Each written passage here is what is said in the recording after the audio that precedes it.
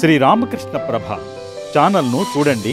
మాసపత్రికను ఓం స్థాపకాయ చ ధర్మస్య సర్వధర్మస్వరూపిణే అవతార వరిష్ఠాయ రామకృష్ణాయ తే నమః. అందరికీ నమస్కారం. శ్రీ రామకృష్ణ కథామృతం. రామకృష్ణుల వారు భావపారవశ్యంలో భజన పాడారు. కృష్ణనామము నా చెవిని సోకగానే పరవశముందితి ఆ పావన క్షణమున. ఈ విధంగా భజన పాడి మాతో అంటున్నారు, ఇటువంటి భజనలను పాడు.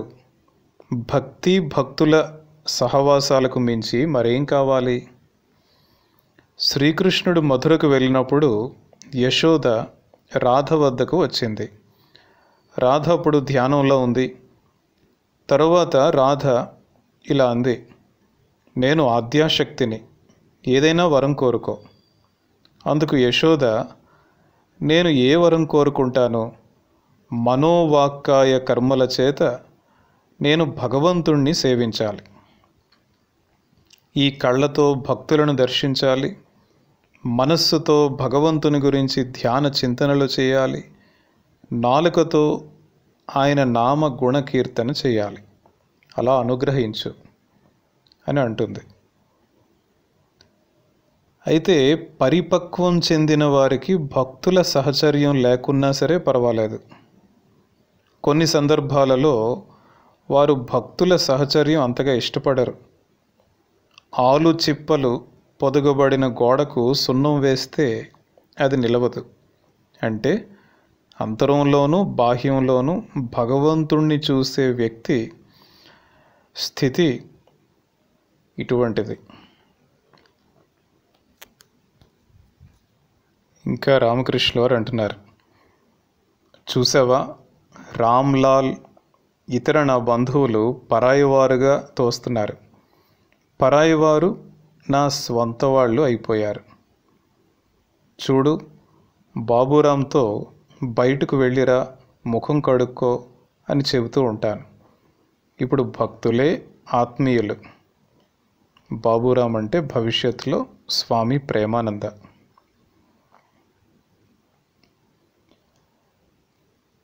ఇంకా రామకృష్ణుల వారు పంచవటిని చూస్తూ అంటారు, ఈ పంచవటిలోనే కూర్చొని ఉండేవాణ్ణి, కాలక్రమాన ఉన్మాదుణ్ణి అయిపోయాను.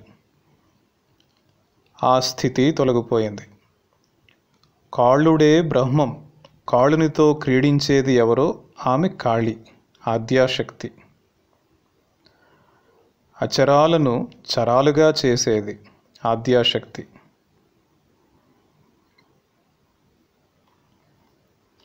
చిదాత్మ చిత్శక్తి, చిదాత్మ పురుషుడు, చిత్శక్తి ప్రకృతి. చిదాత్మ శ్రీకృష్ణుడు, చిత్శక్తి శ్రీరాధ. భక్తులు ఈ చిత్శక్తి యొక్క విశేష రూపాలు. భక్తులు సఖీభావమో దాస్యభావమో అవలంబించాలి. ఇదే సారం.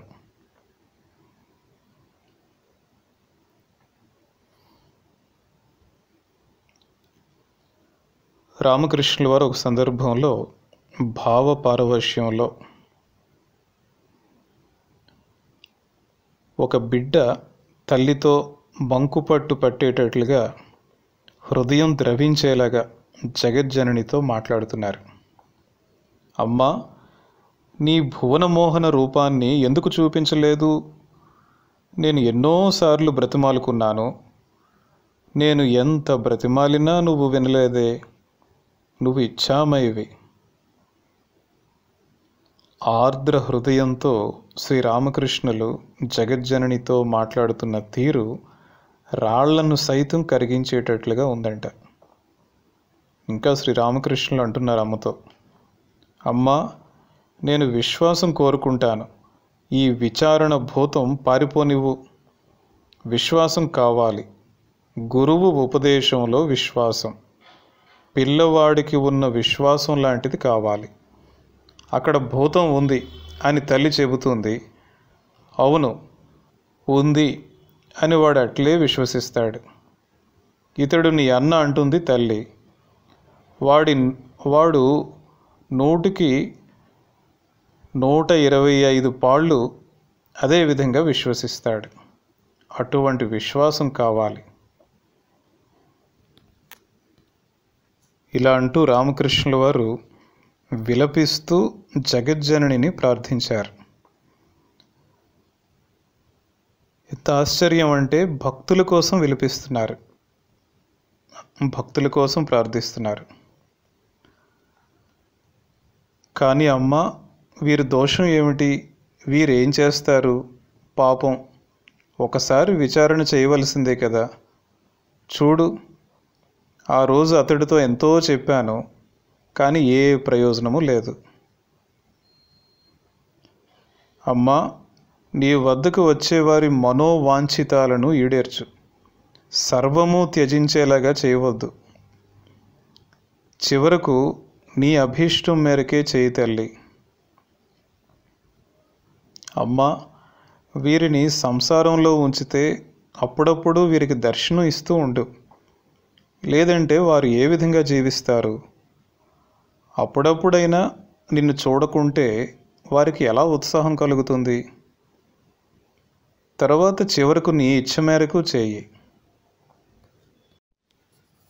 శ్రీరామకృష్ణులు ఇంకా భావ పారవశ్యంలోనే ఉన్నారు. ఆ స్థితిలో హఠాత్తుగా మాతో ఇలా అన్నారు, చూడు, నువ్వు ఎక్కువగా విచారణ చేసేసావు, ఇక అక్కర్లేదు, ఇక చేయబోను అని చెప్పు. మా చేతులు జోడించుకొని చేయనండి అని అంటాడు. అప్పుడు రామకృష్ణుల వారు, ఎక్కువైపోయింది, నాకు అంతా తెలుసు, నువ్వెవరు, నీ అంతరం బాహ్యం, గడిచిపోయిన నీ విషయాలు, భవిష్యత్తు, ఇవన్నీ నాకు తెలిసినవే. నీకు కుమారుడు ఉన్నాడని విని చివాట్లు పెట్టాను. ఇప్పుడు వెళ్ళి ఇంట్లో జీవించు. వారు నిన్ను తమ స్వంత మనిషిగా తలచేటట్లు నడుచుకో. కానీ అంతరంగంలో వారు నా స్వంత మనుష్యులు కారు, నేను వారి మనిషిని కాను అని తెలుసుకో.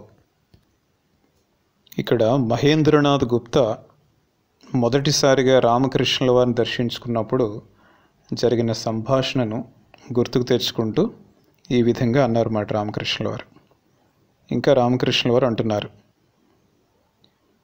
ఇప్పుడు ఎగరడం నేర్చుకున్నావు, నీ తండ్రితో ప్రేమగా ఉండు, ఆయనకు సాష్టాంగ దండ ప్రణామం చేయరాదా?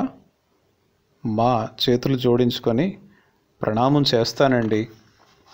ఇంకా రామకృష్ణుల వారు అంటారు, నీకు చెప్పడానికి ఇంకా ఏముంది, నీకే అన్నీ తెలుసు, అంతా బోధపడింది కదా, అంతా అర్థమైందా?